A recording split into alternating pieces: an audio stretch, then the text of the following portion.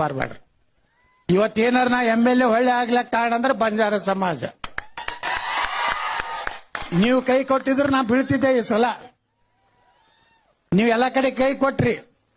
ನಾ ಬೈದೆ ಅವನಿಗೆ, ನಮ್ಮ ಬಸವರಾಜ ಬೊಮ್ಮಾಯಿ ಅವ್ರಿಗೆ ಬೈದೆ, ಪುಣ್ಯಾತ್ಮ ಈಗ ಯಾಕಿದ್ರು ಒಳ ಮೀಸಲಾತಿ ಹೊಡ್ಕೊಂಡ್ ಕೂತಿ, ನಾವೆಲ್ಲ ಓಟೆ ಹೋಗ್ಬಿಟ್ಟು ನಾವ್ ಗಟ್ಟಿ ಹಾಕೋರೆ ಬಂಜಾರ ಸಮಾಜದವರು, ಭಜಂತ್ರಿಗಳು, ಬೋವಿ ಸಮಾಜದವರು ಕೈ ಕೊಟ್ರು, ಟಬಕ್ಕದ ಬಿದ್ದೀವಿ, 60ಕ್ಕೆ ಬಂದ್ ನಿಂತೀವಿ. ಅದನ್ನ ಮಾಡಿರದಿದ್ರ ಮತ್ತೆ ನಾವೇ ಬರ್ತಿದ್ದೀವಿ.